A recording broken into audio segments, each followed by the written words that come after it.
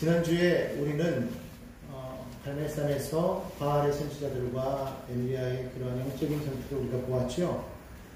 도대체 이스라엘의 문제점이 무엇이었습니까? 무엇이 이스라엘로 하여금 그런 하나님의 징계 가운데 머물게 하였을까요? 이스라엘의 문제점은 다른 무엇보다도 예배가 잘못되었다는 것입니다. 왜 예배가 잘못되었는가 하면 예배에 대한 올바른 지식이 없었기 때문이라는 겁니다. 당시의 말씀에 대한 올바른 교육이 없었어요. 여러분, 우리가 사사시대를 우리가 겪어오지 않았습니까? 사사시대의 문제점은 무엇이었죠? 저마다 자기 소견에 옳은 대로 행하였더라, 그렇게 말하고 있어요.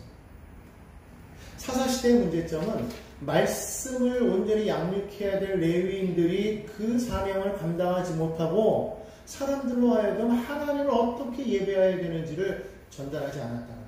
그래서 사람들이 자기 마음대로 하나님을 예배했다는 겁니다. 사람이 말씀을 모르면 자기 소견에 옳은 대로 행하게 되어 있다는 거죠. 오늘날 왜 이 땅이 죄악 가운데 빠졌냐 하면 많은 사람들이 자기 소견에 옳은 대로 행하였기 때문이라는 겁니다. 그것을 쉽게 풀면 내 마음대로 내 뜻대로라는 거예요.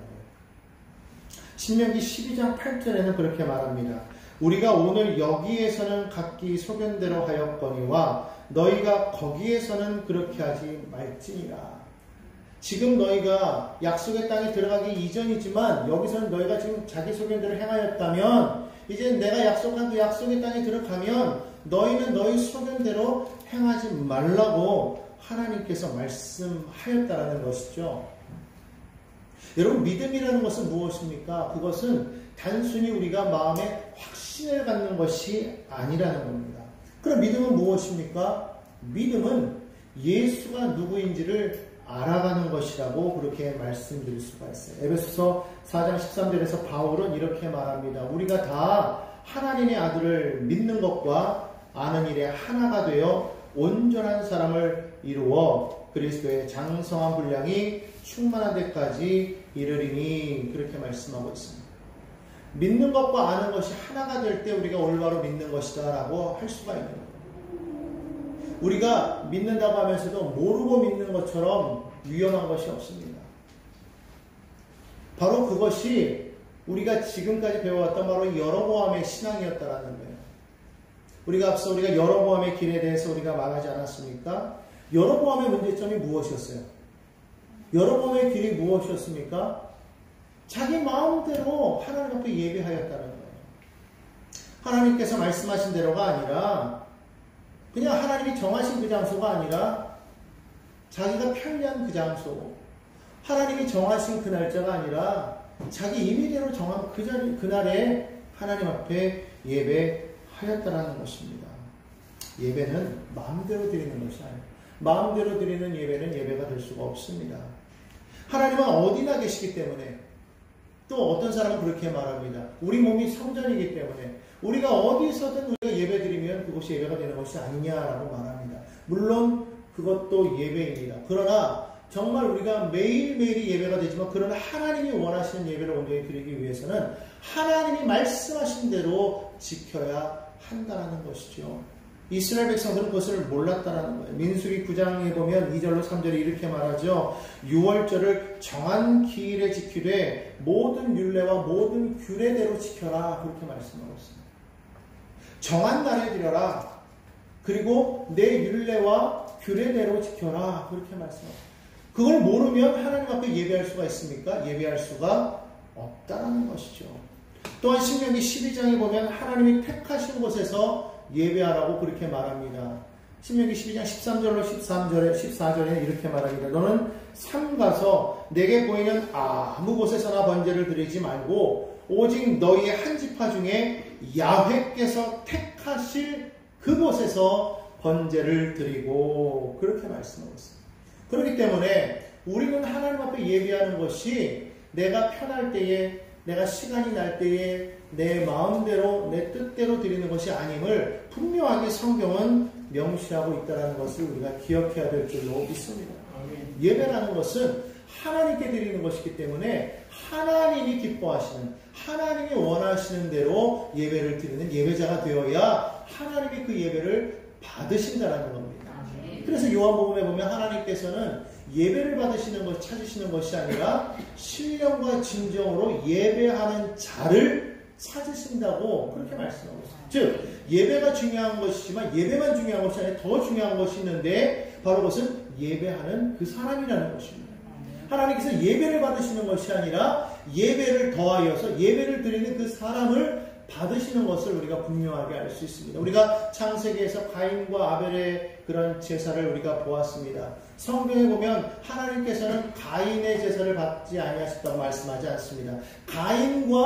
가인의 제사를 받지 아니하였다고 그렇게 말씀하고 있습니다. 하나님께서 아벨의 제사를 받았다고 말씀하지 않습니다. 아벨과 아벨의 제사를 받으셨다고 말씀하고 있습니다. 그렇기 때문에 그 예배는 예배 자체로서 중요하지만 그보다 더 중요한 것은 예배를 드리는 사람인 것을 우리가 분명하게 깨달아야 됩니다. 그렇기 때문에 오늘 우리가 정말 하나님이 무엇을 원하시느냐를 정확하게 알기 위해서 우리는 말씀을 알아야 돼요. 말씀을 열심히 공부해야 된다는 것입니다. 모르고서 살아가면 우리는 모르면서 죄를 지을 수밖에 없는 거죠. 모르고 죄를 지어도 죄는 죄인 거죠. 나 몰랐습니다 라고 아무리 주장해봤자 모르는 것이 잘못된 것이지 그것을 죄를 저지른 것이 무마가 되는 것은 아니라는 거예요. 하나님 앞에서도 마찬가지입니다. 우리가 정말 하나님의 말씀이 하나님이 원하시는 것이 무엇인지를 정확하게 알아야 우리가 하나님 앞에서 죄 가운데 거하지 않게 되는 것이지 우리가 그것을 모르기 때문에 하나님 앞에 범죄하게 되는 거예요. 그래서 우리가 기도할 때 그렇게 기도하지 않습니까? 알고 지은 죄, 모르고 지은 죄. 중요한 건 몰라도 죄라는 것을 여러분 기억하시기 바랍니다. 그렇기 때문에 우리는 알아야 된다는 거예요. 힘써 여호와를 알라. 그렇게 성경은 말씀하고 있어요. 따라하십시다. 여호와를 힘써 알자. 호세아 선지자가 우리에게 말하는 것은 여호와를 알되 힘써 알라고 그렇게 말씀하고 있는 거예요. 하나님을 우리가 모르고서 하나님을 예배하면 되겠습니까? 그런데 이스라엘 백성들은 그것이 안 돼 있었다는 것이죠. 더군다나 이스라엘의 왕으로 세워진 여로보암은 그것을 몰랐다는 거예요. 그래서 하나님을 섬길 때 내 마음대로 섬겼다는 것이죠. 결국 그것이 이스라엘로 하여금 죄 가운데로 이끌었고 너무나도 불명예스럽게 여로보암의 길이라는 그러한 단어를 만들어내게 되었다는 겁니다. 여러분 이왕 성경에 우리의 이름이 기록되어질 때에 하나님의 보좌 앞에 그 생명책이 기록되어질 때에 정말 좋고 거룩한 이름으로 기록되어지는 게 좋지 않겠습니까? 불명예스러운 이름으로 기록되는 게 뭐가 좋겠어요? 역사책 속에 위대한 위인들의 이름으로 기록되어지는 것이 좋지 정말로 나라를 팔아먹은 그러한 매국노로서의 그런 이름이 접해진다면 그거 얼마나 큰 부끄러움이 아닐 수가 없지요. 마찬가지입니다. 우리는 하나님 앞에서 우리의 이름이 올바로 기록될 수 있기를 그렇게 소망하시기를 간절히 바랍니다. 자, 그런데 이렇게 여로보암의 길을 가다 보니까 결국은 어디까지 가게 되었다는 것입니까? 아합의 길까지 가게 되었다는 거예요. 여러분 여로보암의 길로 가게 되면 사람이요 모르고 하게 되면 그것이 진짜인 줄 알게 되면 나중에는 그것이 계속해서 반복되면 문제가 뭐가 되냐면 마음이 무뎌지게 된다는 거예요. 죄가 죄인지를 모르게 된다는 것입니다. 예배를 한 번 빠지고 두 번 빠지고 처음에 빠질 때는요 정말 그것이 마음에 무거움이 되고 짐이 됩니다. 이거 혹시 내가 하나님 앞에 벌 받는 게 아닐까 그런 생각이 들 때도 있습니다. 내가 기도하지 않고 말씀 읽지 않으면 이게 문제가 생기지 않을까 그렇게 생각을 하죠.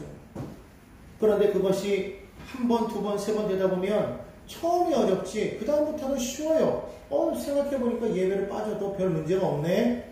그러다 보니까 이래서 빠지고 저래서 빠질 때가 있어요. 말씀을 읽어야 되는데도 말씀 시간을 제낄 때가 있습니다. 기도해야 되는데도 기도 안 하고도 살아가니까 기도는 그냥 어려울 때 한번 하지 이럴 때가 있다라는 거예요. 아닙니다. 성경에 보면 시간을 정해서 기도했다라는 거예요. 우리는요 항상 어떠한 상황 속에서도 하나님 앞에 올바르게 설 수 있도록 최선을 다해야 되는 겁니다. 그것이 계속적으로 지나가다 보면 마음이 무뎌져요. 죄가 죄인지 모른다는 거예요. 그래서 옛 속담에 바늘도둑이 소도둑 된다고 그러지 않았습니까? 바늘 도둑질하는 거 그거 별로 어렵지 않습니다. 큰 죄가 되지 않을 수도 있어요. 그러나 그것을 가만히 두면 그것이 결국은 소를 훔쳐도 마음이 결코 양심에 거리끼지 않게 된다는 것을 분명하게 말하고 있다는 겁니다. 여로보암의 길로 계속 갔더니 결국은 그 종착역이 어디냐? 아합의 길로 가더라는 거예요. 아합의 길은 어떤 길이었습니까? 하나님을 버려버렸다는 거예요. 하나님이 서야 될 자리에 우상을 부었다는 거예요. 패역한 자가 되었다는 거예요. 그게 아합의 죄였어요. 그래서 성경은 여로보암보다도 더 악한 자라, 더 큰 죄를 저지른 자라고 그렇게 말하고 있는 거 아니겠습니까? 오늘 여러분들이 우리가 마음대로 예배하게 될 때에, 그럴 때에 이단이 혼탁이 되는 거예요. 그럴 때 우리가 하나님을 버리고 다른 신을 섬기게 되는 겁니다. 여러분 정말 조심해야 되는 거예요. 정말 하나님 앞에 올바로 사는 저와 여러분에게를 예수님의 이름으로 한지를 부탁을 드립니다. 다윗의 길로 가야 되는 거예요. 여로보암의 길로 가서는 안 됩니다. 더군다나 아합의 길로 가게 되면 우리의 삶에 엄청난 하나님의 진노가 임하는 것을 여러분 기억해야 될 줄로 믿습니다. 아합이 하나님을 버리고 바알과 아세라 우상을 섬겼을 때 하나님 그것을 죄라고 여겼고 이스라엘 전 지역에 하나님께서는 무려 3년 반 동안 비를 내리지 않게 하셨다는 거예요. 여러분 이것을 우리가 분명하게 기억해야 될 줄로 믿습니다. 여러분 왜 우상이 문제가 되는 걸까요? 이 우상이라는 것은 사실 아무것도 아닙니다. 성경에 보면은 이사야는 그렇게 말을 합니다. 사람이 자기를 위하여 경배하려고 만든 것이라고 그렇게 말합니다. 이사야 2장 20절에 말합니다. 사람이 자기를 위하여 경배하려고 만들었던 은 우상과 금 우상. 이사야 40장 19절에 이렇게 말합니다. 그 우상은 장인이 만들었고 장색이 금을 입혔고 또 은사슬을 만든 것이라고 그렇게 말하고 있습니다. 그런데 그 우상은 그러면 정말로 움직이는 것이냐, 말할 수 있느냐, 생각할 수 있느냐? 아니라는 겁니다. 시편 115편에서 4절 5절에 보면 이렇게 말합니다. 그들의 우상들은 음과 금이요 사람이 손으로 만든 것이라 입이 있어도 말하지 못하며 눈이 있어도 보지 못하며 귀가 있어도 듣지 못하며 코가 있어도 냄새 맡지 못하며 손이 있어도 만지지 못하며 발이 있어도 걷지 못하며 목구멍이 있어도 작은 소리조차 내지 못하느니라. 우상들을 만드는 자들과 그것을 의지하는 자들이 다 그와 같으리로다. 우상을 만든 사람들, 우상을 섬기는 사람들이 그 우상과 동일하더라. 아무것도 아니라는 거예요. 그래서 하박국 선지자 여러분 다 아시죠? 하박국 선지자가 이렇게 말하는 거예요. 2장 18절에 보니까 새긴 우상은 그 새겨 만든 자에게 무엇이 유익하겠느냐? 부어 만든 우상은 거짓 스승이라. 만든 자가 이 말하지 못하는 우상을 의지하니 무엇이 유익하겠느냐? 쉽게 말하면 우상은 유익하다, 유익하지 않다? 유익하지 않다는 거예요. 여러분 아무리 우상에게 절해보십시오. 아무리 여러분들 우상 만들어 놓고 거기에다가 정성을 다해서 기도해 보십시오. 들어주나? 안 들어준단 말이에요. 그것을 어디서 보여줬습니까? 바로 갈멜산에서 바알과 아세라 선지자들이 자기 몸을 막 해하면서까지 그들이 그렇게 부르시셨건만 응답이 이루지 않았잖아요. 오늘 우리가 분명히 알아야 되는 겁니다. 오직 살아계신 하나님, 한 분밖에 없는 하나님이신 것을 여러분 기억해야 될 줄로 믿습니다. 우상은 아무것도 아니라는 거예요. 그 우상을 섬기는 자에 대해서 이사야는 계속해서 말합니다. 42장 17절에 보니까 조각한 우상을 만들어보고 만든 우상을 향하여 너희는 우리의 신이라 하는 자는 물리침을 받아 크게 수치를 당한다. 여러분 우상을 섬기는 자는 결국 수치를 당할 수밖에 없다라고 성경은 말하고 있습니다. 아합이 얼마나 강력한 왕이었는지 아십니까? 그때 당시에 주변의 모든 나라들을 평정하고 주변 나라들로부터 조공을 받을 만한 그런 강력한 왕권을 가지고 있던 나라가 바로 아합이 다스리는 나라였다는 거예요. 외교적으로, 사회적으로, 경제적으로, 군사적으로 얼마나 막강하고 강력한 나라가 이스라엘이었는지 모릅니다. 그때가 바로 아합의 때였는지를 우리가 기억해야 된다는 거예요. 그런데 바로 그러한 때에 성경은 뭐라고 말하느냐? 그런 자가 수치를 당할 것이다. 실제로 여러분 나중에 뒤에 보면 아합이 얼마나 어이없게 죽는지 모릅니다. 적군이 쏜 화살에 그렇게 무장하고 있었는데 여기 틈새에 깃이 하나 있었는데 그 틈 사이로 화살이 박혀가지고 죽게 돼요. 너무 비참한 죽음을 죽습니다. 그냥 그 마차에서 죽어서 그냥 거기서 널브러져 있는 거를 그 피를 개들이 와서 훑었다고 그렇게 말하고 있어요. 여러분, 우리는 기억해야 됩니다. 우상은 아무것도 아닙니다. 오직 하나님만이 유일하신 한 분 하나님이심을 기억해야 될 줄로 믿습니다. 우상하는 일을 피해야 되는 거예요. 고린도전서 8장 4절에 말합니다. 그러므로 우상의 제물을 먹는 일에 대하여는 우리가 우상은 세상에 아무것도 아니며 또한 하나님은 한 분밖에 없는 줄을 알아. 따라합시다. 하나님은 한 분밖에 없습니다. 고린도서 10장 14절에 말합니다. 그런즉 내 사랑하는 자들아 우상 숭배하는 일을 피하라. 피해야 되는 거예요. 여러분, 그것을 우리가 맞닥뜨리면 이길 수 있을 것 같습니까? 절대로 못 이깁니다. 피하는 게 상책이에요. 이단들이 다가왔다고, 나는 말씀을 많이 읽었으니까, 기도를 열심히 했으니까 저들과 싸워서 나는 반드시 저들을 이길 수 있어. 그리고 집으로 초대해가지고 말씀 한번 나눠보시기 바랍니다. 100% 집니다. 그들을 이길 수 있는 방법은 없어요. 하나님은 이기시지. 우리는 못 이긴다고. 어떻게 하느냐? 피하는 거예요. 피하는 게 상책이에요. 죄악 앞에 서서 그것을 죄악을 이길 수 있는 사람이 한 사람이나 있습니까? 다윗을 보십시오. 다윗이 왜 범죄했습니까? 그 범죄 자리에 있었기 때문에 범죄할 수밖에 없었던 거예요. 그 자리를 피했다면 다윗은 범죄하지 않았을 겁니다. 하와가 선악과를 바라보았기 때문에 따먹을 수밖에 없어요. 그 자리를 피하면 아무런 문제가 되지 않는 거예요. 여러분, 죄의 자리에는 가지 마십시오. 쳐다도 보지 마십시오. 나는 괜찮아. 여러분, 괜찮은 사람 하나도 없습니다. 절대로 여러분, 죄악의 자리에는 피하시기 바랍니다.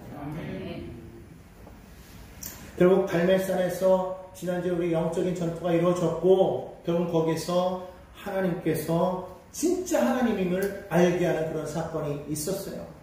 그때 엘리야가 하나님 앞에 드렸던 기도 여러분 기억나실 겁니다. 그때 엘리야가 하나님 앞에 기도하면서 무엇을 알게 하라고 했습니까? 첫째로는 하나님, 즉 야훼가 이스라엘 중에 하나님이심을 알게 하옵소서. 그렇게 말했어요. 두 번째로는 내가, 즉 엘리야, 내가 야훼의 종인 것을 알게 하옵소서. 그렇게 얘기했어요. 세 번째는 무엇입니까? 내가 하나님 야훼의 말씀대로 이 모든 일을 해야 하는 것을 알게 하옵소서. 네 번째로 말합니다. 주 야훼는 하나님이신 것을 알게 하옵소서. 다섯 번째로 말합니다. 야훼는 그들의 마음을 뒤돌이키심을 알게 하옵소서.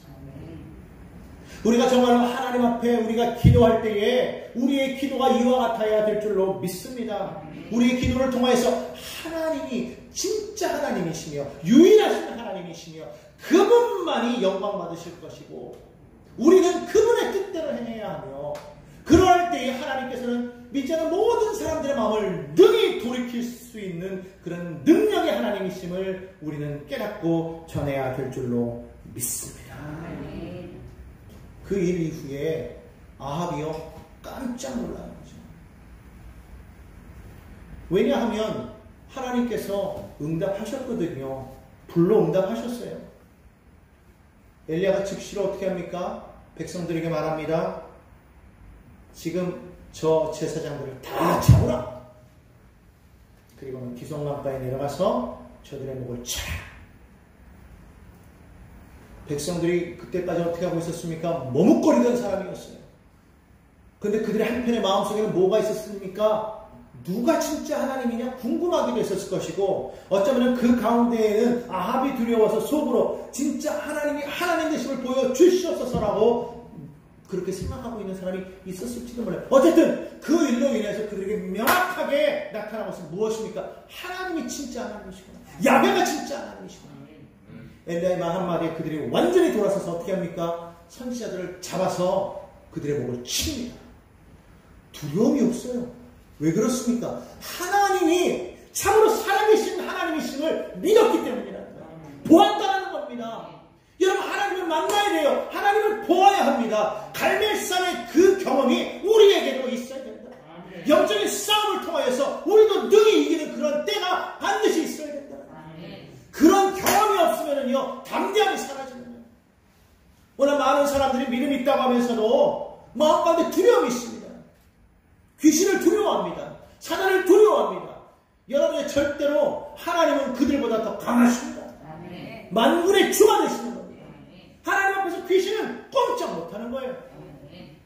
그렇기 때문에 그런 경험이 반드시 우리 가운데 있어서 단호하게 우리가 믿음으로 우리 이와 같은 영적인 전쟁에서 승리하고 사람들 앞에서 야훼가 하나님이시다 선언할 수 있는 우리 모두가 되어야 될 줄로 믿습니다. 이 엘리야라는 그 이름 속에 바로 이 뜻이 있다는 거예요. 여호와가 하나님이시다. 이 갈멜사 전투를 통해서 엘리야는 하나님이 진짜 하나님이심을 우리가 섬길 하나님이심을 보였다라는 겁니다. 그리고 분명하게 뭘 보여줬습니까? 너희가 섬긴 바알은 풍요의 신이 아니라는 거예요. 3년만 동안 비가 오지 않지 않았느냐? 근데 이제 보아라! 이제 비가 올 것이다. 단호하게 선언한 장면이 오늘 본문 말씀입니다. 오늘 41절에 뭐라고 말하고 있습니까? 다 함께 읽어봅니다. 시작. 엘리야가 아합에게 이르되 올라가서 먹고 마시소서 큰 비의 소리가 있나이다. 여러분 우리가 성경을 쭉 읽어봐서 알겠지만 아직 비가 오지 않았습니다. 여러분 하늘은요 화창합니다. 화창하다 못해 무덥습니다. 태양빛이 아주 강렬합니다. 막 땅을 막 태워버릴 듯합니다. 조각구름 한 점 없는 그런 마치 가을의 날에 청량한 하늘과 같이 그렇게 푸른 하늘이 지금 쫙 펼쳐 있는 거예요. 그런데 엘리야가 아합에게 뭐라고 말했다고 말합니까? 큰 비의 소리가 있습니다. 여러분 어떻게 엘리야가 이와 같이 담대하게 말할 수가 있었을까요? 그에게는 하나님의 말씀이 있었다. 여러분 18장 1절에 뭐라고 말하고 있습니까? 다 함께 한번 읽어보겠습니다. 18장 1절입니다. 많은 날이 지나고 제3년에 야훼의 말씀이 엘리야에게 임하여 이르시되 너는 가서 아합에게 보이라. 내가 비를 지면에 내리리라. 하나님의 말씀이 그에게 있었다. 하나님의 분명한 말씀이 있었고 그 갈멜산에서 응답하시는 그 하나님을 통해서 하나님의 그 말씀을 그는 믿었다는 거예요. 그걸 깨달았다는 거예요. 아, 하나님은 정말 신실하신 하나님이시구나. 살아계신 하나님이시구나. 그가 알게 되었다는 겁니다. 그랬기 때문에 그는 아합 앞에서 담대하게 말할 수가 있었다. 큰 비의 소리가 있나이다. 그러므로 왕이시여 올라가서 먹고 마시소서. 아합이요 순종합니다. 그렇게 기세가 등등하던 아합이 그냥 순순히 올라가서 먹고 마셨다고 성경 말하고 있지 않습니까? 42절에 보니까 아합이 먹고 마시러 올라가니라. 놀라운 거는요, 아직 아무런 응답이 이루어지지도 않았는데 엘리야는 선포했다라는 거예요. 근데 그리고 나서 지금 뭐합니까? 엘리야가 기도하러 올라가는 장면이 나옵니다. 42절 다시 한번 읽습니다. 아합이 먹고 마시러 올라가니라. 엘리야가 갈멜산 꼭대기로 올라가서 땅에 꿇어 엎드려 그의 얼굴을 무릎 사이에 놓고 뭐 했다라는 거예요? 기도했대요. 아직 기도하지도 않았어요. 아직 응답이 온 것도 아닙니다. 근데 그는 뭐부터 했어요? 선포했다라는 거예요. 왜요? 아버지의 약속의 말씀이 있었기 때문에, 그 언약을 믿었기 때문에. 성경에서 예수님께서 십자가에 달려 돌아가실 때 6번째 한 말이 무엇입니까? 기억하십니까? 다 이루었다. 분명히 성경에서 예수께서 말씀하시기를 다 이루었다 말씀하고 있습니다. 여러분 그 말씀이 무엇을 뜻하는 것입니까? 우리의 모든 죄와 저주와 질병과 가난과 사망의 권세를 다 철폐했다는 거예요. 여러분 이것을 믿으십니까? 예수님께서 십자가에서 우리를 위해서 죽으신 그 사건이 그냥 단순히 죽으신 그냥 사건이 아니라 한 인물의 죽음의 사건이 아니라 그의 죽으심으로 말미암아 우리의 모든 죄와 저주가 다 사라졌다는 거예요. 우리가 이것을 분명히 확신하고 우리는 기도해야 되는 거예요.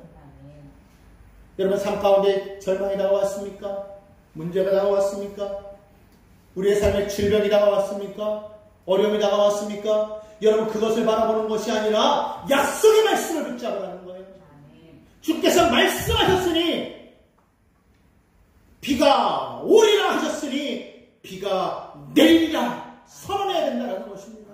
주님이 치료하셨다 말씀하셨으니 나는 나음을 입었다 선포하며 기도하라는 거예요. 너무 웃기잖아요. 기도하고 나았을 때 선포하는 게 아니라 약속의 말씀을 믿고 선포하면서 기도하래요. 언제까지? 나는 분명히 약속 받았으니까 구름이 나타날 때까지. 그 엘리야의 기도는요, 그냥 인내심의 기도가 아니었어요. 반드시 하나님의 언약이 성취된다는 분명한 믿음을 가지고 기도했다. 그러니까 비가 온다 선포하고 기도했다. 오늘 여러분 삶 가운데 어떤 문제가 있습니까? 어려움이 있습니까? 질병이 있습니까? 고난이 있습니까? 하나님의 약속의 말씀을 여러분에게 먼저 받으시기를 바랍니다. 분명히 내 가운데 내게 주시는 언약의 말씀을 내가 붙잡고 이것이 내 안에 레마의 말씀이 되어서 그 말씀이 정말 살아있는 하나님의 말씀을 내가 믿을 때에 우리는 그 말씀을 붙잡고 기도할 때에 이미 이것은 끝난 거예요. 이미 이루어진 겁니다. 이미 나음을 입었습니다. 문제 해결된 겁니다. 엘리야가 열심히 기도했어요. 눈을 뜨고 사람을 올려보냅니다. 뭐가 보이느냐? 안 보이는 거예요. 또 기도하는 거예요. 또 보냅니다. 뭐가 보이느냐? 안 보이는 거예요. 얼마나 열심히 기도했겠어요? 한 번도 아니고 두 번도 아니고 7번이나 했는데 낙심할 만하지 않습니까? 포기할 만하지 않습니까? 아니었다라는 거예요. 계속 갔다라. 계속 기도했다는 거. 왜? 이미 이루어진 걸 그는 보았기 때문에. 여러분 그렇기 때문에 우리는요, 우리 기도가 그게 돼야 됩니다. 먼저는 하나님의 약속의 말씀이 내 안에 있어요. 말씀을 우리가 왜 많이 읽어야 되느냐? 왜 말씀을 많이 들어야 되느냐? 말씀 속에서 내게 주시는 레마의 말씀이 그때 있다는 겁니다. 그냥 이 말씀으로 그냥 기록되어 있는 말씀으로 있을 때에는 그냥 이것은 기록된 말씀, 로고스의 말씀인 거예요. 아무런 능력도 없어요. 그냥 말씀이에요. 근데 이것을 읽는데 어느 순간에 성령이 내 안에 이것을 깨닫게 하시고 내 안에 부딪혀오는 말씀이 있어요. 그것이 내 안에 부딪힐 때 그 말씀은 살았고 운동력이 있어. 좌우의 날성건보다 예리해 우리의 혼과 육과 및 관절과 골수를 찔러 쪼개는 역사가 있게 된다는 거예요. 그런 역사가 있어야 된다는 거예요. 그 말씀이 있을 때 그 말씀을 붙잡아 말씀의 의지에 나가는 거예요. 예수께서 베드로의 배에 올라서 말씀을 전하신 이후에 베드로에게 말합니다. 베드로야 깊은 데 가서 그물을 던져라. 베드로가 뭐라고 말합니까? 내가 밤이 맞도록 밤새도록 내가 그물을 던졌으나 아무것도 잡은 게 없습니다. 우리말로 풀어야자면 그냥 내가 그렇게 열심히 했는데 아무것도 잡지 않았는데 아무것도 모르시잖아요. 낮에는요 얘들이 깊은 데 들어가서 잠자기 때문에 절대로 잡을 수가 없어요. 저 바다 밑에 가서 잠자기 때문에 잡을 수가 없어요. 그러나 지금 밤새도록 나는 지금 물질을 했다고요. 못 잡아요. 못 잡아. 그런데 주님이 그렇게 말씀하시니 그 말씀에 의지하여 내가 그물을 던지겠습니다.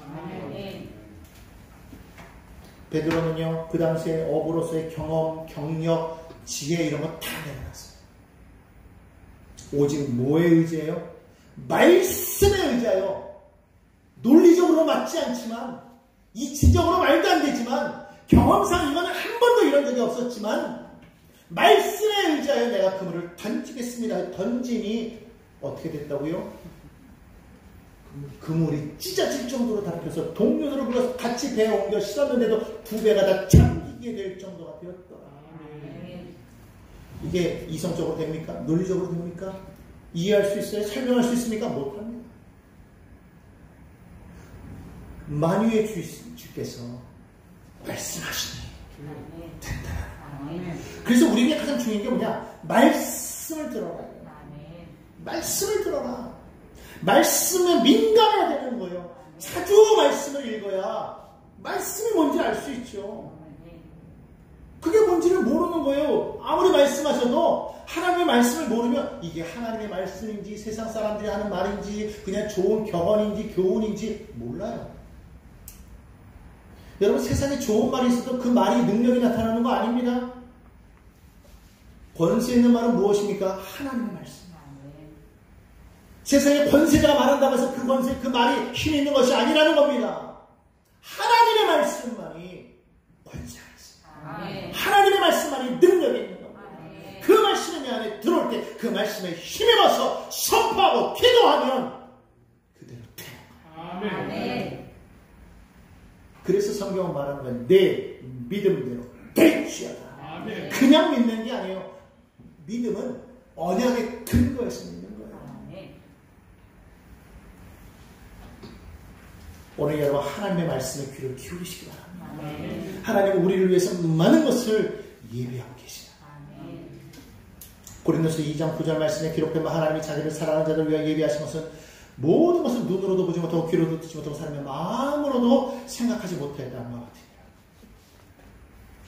눈에 보이는 것 없고 귀에 들리는 것 없고 손에 잡히는 것 없고 마음으로 깨달아지지 아니하여도 하나님의 약속의 말씀을 믿고 그 말씀대로 순종하며 나아가는 자에게 하나님께서 기적을 베풀어 주실 것을 믿으시기를 바랍니다.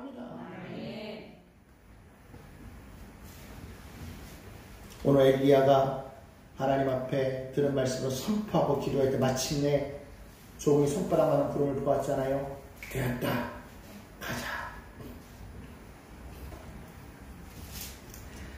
사실 그때에 그가 기도하러 그가 올라갈 때에 그의 그 마음속에는 이미 모든 것이 다 이루어지고 있는 것을 알고 있었단 말이죠. 그가 내려오자마자 손바닥만한 구름이 있다고 하니까 내려오자마자 아합에게 말하는다. 왕이시여, 지금 큰 비가 올 것이니 비가 와서 막히기 전에 빨리 지금 이스라엘로 가십시오. 이 이스라엘이라는 곳이 어디냐면 그 지도 좀 한번 보여주시겠어요? 바로 여기에요. 여기. 보이십니까? 발메스에서 여기까지 약 한 20에서 30km 정도 되는 거리에 떨어져 있다고 그래요. 여기를 이 아합이 마차를 타고 달려가는 거예요. 그래서 성경을 보니까요, 아합이 떠나고 난 뒤에 엘리야가 허리를 동여매고 그가 달려갔다고 말하고 있는데 성경을 보니까 뭐라고 말하고 있습니까? 아합보다 앞서 달려갔대요. 하나님의 능력이 그와 함께 하시니 46절에 보니까 야훼의 능력이 엘리야에게 임하며 그가 허리를 동이고 이스라엘로 들어가는 곳까지 아합 앞에서 달려갔더라. 우리가 흔히 말하는 축지법, 성경에서 이 나와요. 하나님의 능력이 임하니까 마차를 타고 가는 것보다 더 빨리 앞서갔다. 뭐를 말하고자 하는 것입니까?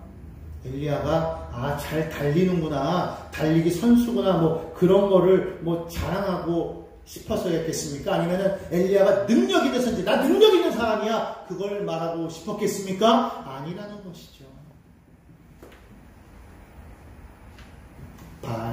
당신이 섬기는 바알보다 내가 섬기는 하나님이 더 능력이 있다는 것을 보이기 위함임을 여러분 기억하시기 바랍니다. 여러분의 모든 삶 속에서 하나님의 영광을 드러내야 할 분명한 이유는 무엇입니까? 세상 나라 가운데 하나님이 능력의 하나님이심을 보이라는 거예요. 하나님 앞에서 여러분 당당하시기 바랍니다. 하나님, 만군의 야훼 하나님이 나와 여러분의 하나님이 되시는데 그 하나님과 함께하는 우리가 세상 앞에서 주눅들어야 되겠습니까? 당당하십시오. 그리고 전능하신 하나님을 찬양하는 저와 여러분이 되기를 예수님의 이름으로 축원합니다. 엘리야가 하나님 말씀 믿고 큰 비의 소리가 있다고 말했던 것처럼 여러분의 삶의 문제를 놓고서 여러분 당당하게 말하십시오. 세상 나라 사람들 향해서 당당하게 말하십시오. 하나님의 약속의 말씀 붙잡고 내 안에 그 내 말씀 새기고 그 말씀에 의지하여서 당당하게 말하는 저와 여러분 되시기를